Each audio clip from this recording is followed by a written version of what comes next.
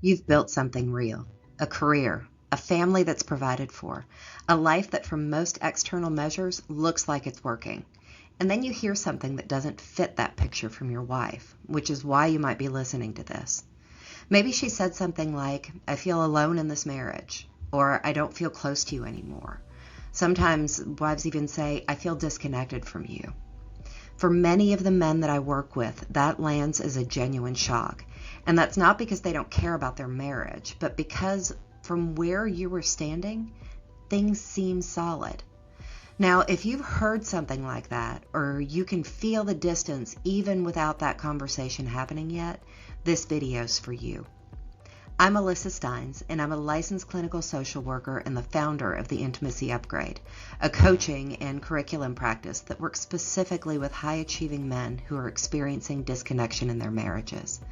I've been doing this work for over 17 years, and the pattern that I'm going to walk through with you today is one that I've seen more times than I can count in men who are intelligent, capable, and genuinely trying.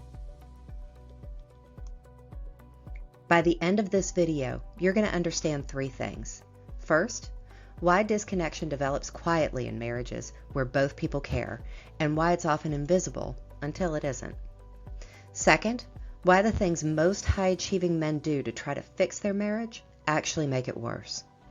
And the third, what's actually missing and why that matters. Because this is a solvable problem. Now, let's start from the beginning.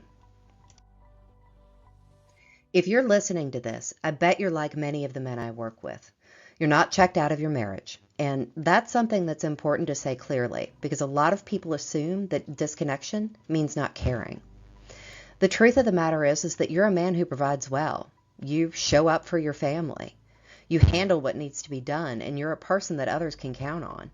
I bet if I were to ask you whether or not you love your wife, you would give me a clear and immediate yes, much like so many of the men that I work with. I wonder if this sounds like you.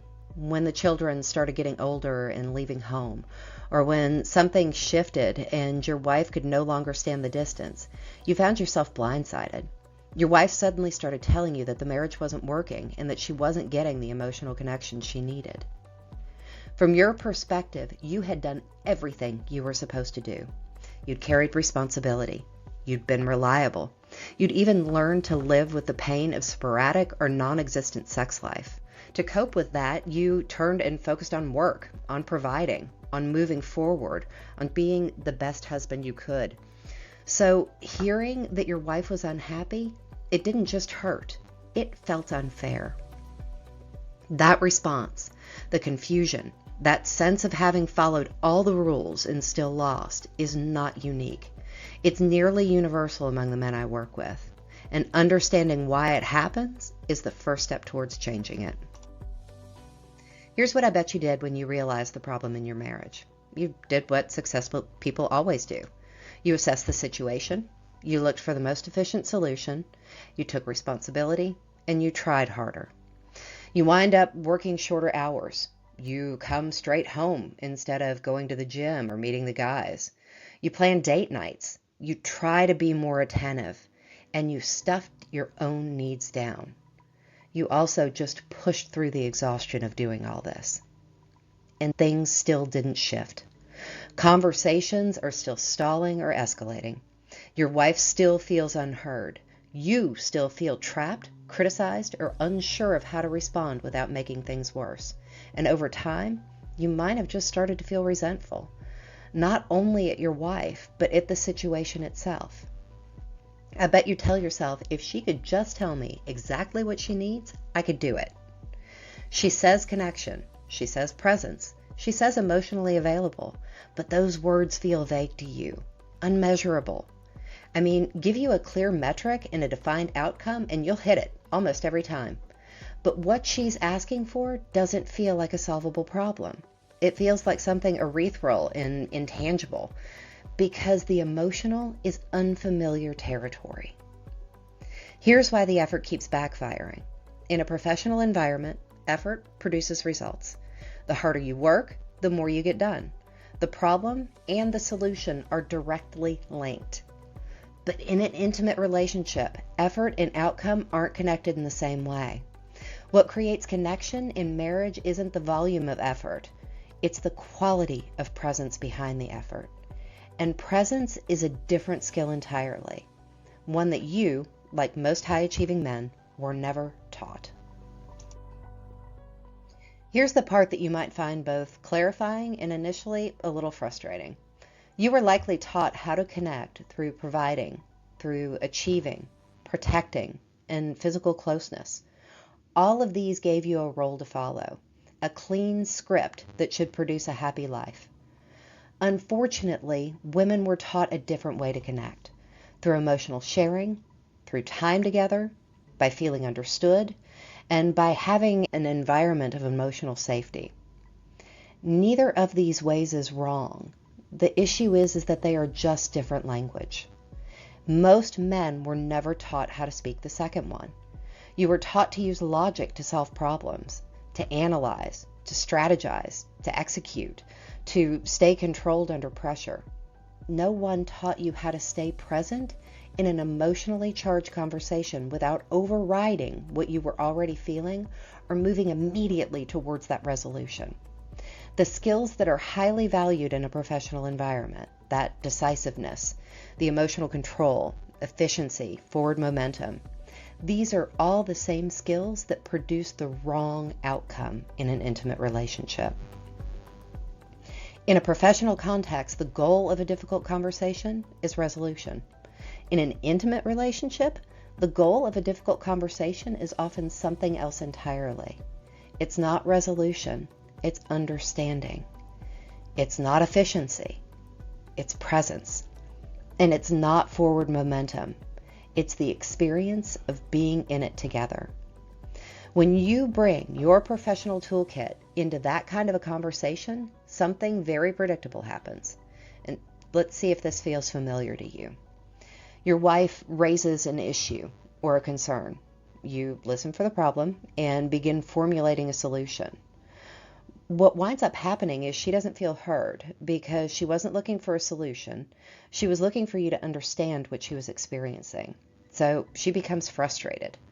You wind up plowing forward and moving towards that resolution.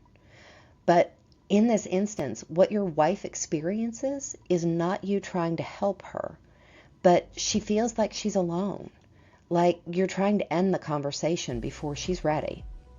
During all of this, you're likely priding yourself on staying calm and controlled and trying to fix whatever emotional state she might be in. But the thing is that she's not looking to be managed or fixed. So what that reads as to her is emotional absence. Now, neither of you is necessarily wrong about what you're doing or what you're experiencing, but you are operating with fundamentally different assumptions about what the conversation is for.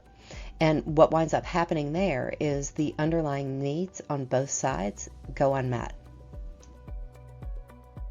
Here's what I want you to take from this. The absence of these skills is not a character flaw. It's a gap in your skill set. These skills that you were simply never taught because the environment that shaped you never required them, and quite honestly, frequently didn't allow room for them. A character flaw is something that's very difficult to change.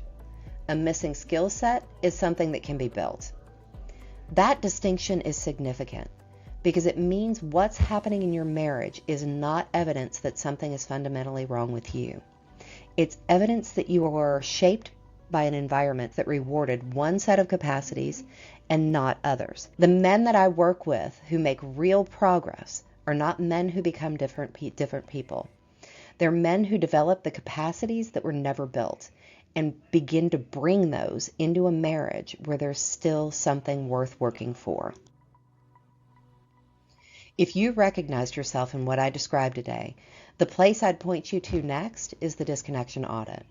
It's a short, private assessment designed to help you identify which patterns are most active in your relationship right now.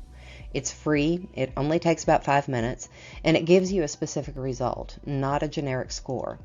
It gives you an actual pattern name and a description of what that pattern typically looks like and feels like from the inside. You'll find the link to it in the description below.